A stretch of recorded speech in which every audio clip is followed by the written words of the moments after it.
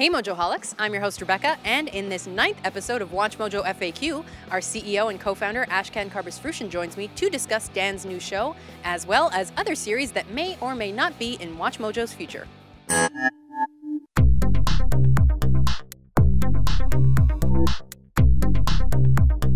Hey Mojoholics, welcome to WatchMojo FAQ episode 9. Ash is back in the studio after his whirlwind trip to New York. Welcome back. Thank you. Did you get a chance to see Dan and Dave last week? Yes, I did, and I thought the final product was rather entertaining. Now, I'm not the biggest gamer, and while I think it's important for us to kind of explain the method to the madness of our lists, I thought, I won't lie, the first take that I saw that was never aired, I thought they came off, a bit defensive. They look like hostages pleading their case to captors. So I just told them to be themselves, show that they know the material, and just relay that we are objective in what we do, and I actually really enjoyed it. So how did your presentation at YouTube go? It actually went very well. We talked about how we've grown from 100,000 subs to 5 million subs in 18 months. Do you think that that is a growth rate that we can maintain?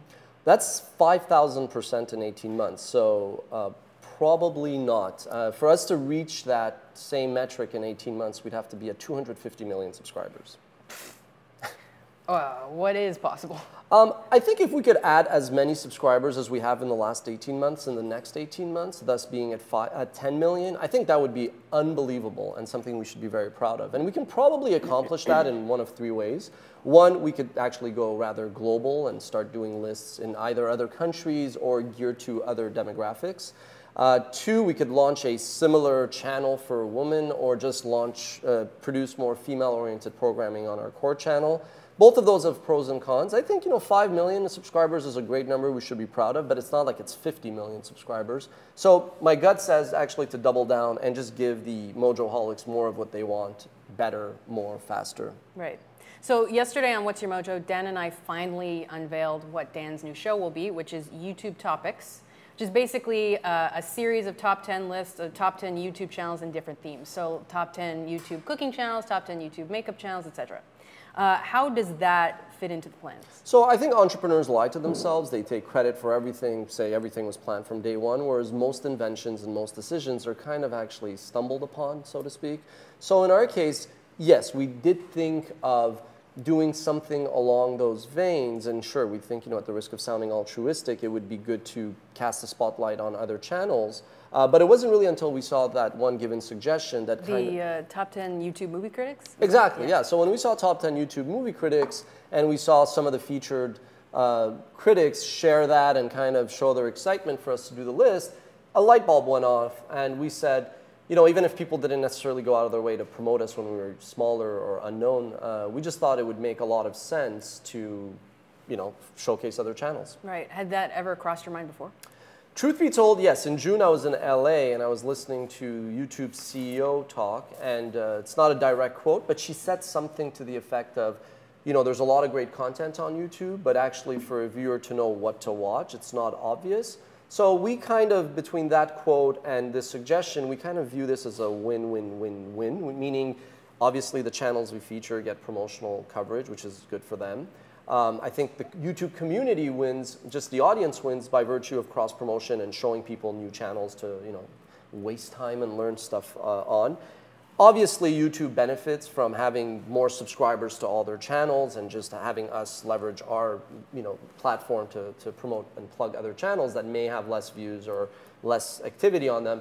And I won't lie, I think at the end of the day, if we are honest and do a good job and kick ass with these lists the way we have with our existing programming, then we will benefit as well. So it kind of all came together.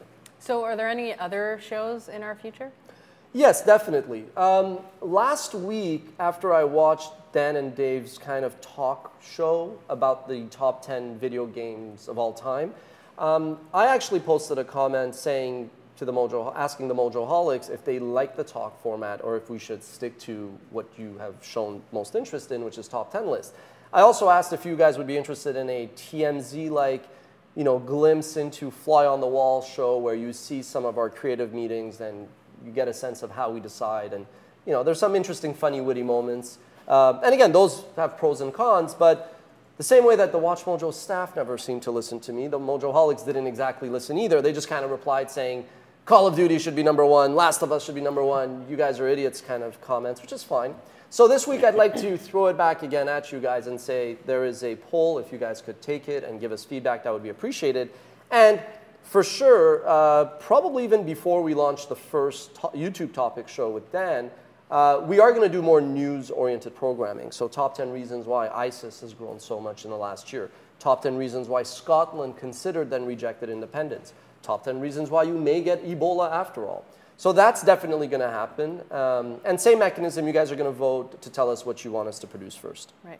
So aside from Dave, who was on last week to discuss his area of expertise, which is video games, do you foresee any other WatchMojo staffers coming on to discuss their fortes? Hopefully. I mean, 2 weeks ago when I mentioned to the staff that I was going to New York, I asked who wants to come on, and only Dave showed an interest. I actually reached out to one of our colleagues, Mike, who manages our freelance team of writers, and he said maybe I'll come on in the future to talk about do's and don'ts and best practices if you want to write for us. The reality is there's not that many people jumping up and volunteering to come and take your abuse. I'm just kidding. But hopefully, I mean, I think I'm going to be gone again on another business trip in a few weeks, so I'm going to basically coerce or blackmail someone to come on. It's the only way I get anything done here. Okay, so if you have any feedback on the talk format that you saw last week, or you'd like to see a behind-the-scenes show, or have any ideas or feedback at all, we are listening. Ash is back next week to discuss the Campus Ambassador Program. Sounds very formal, but we don't really have a clue what that entails, but something we're discussing and we want your feedback on. Awesome. Thanks for watching. Thanks for watching WatchMojo FAQ. Tune in again next time and tell us what you think.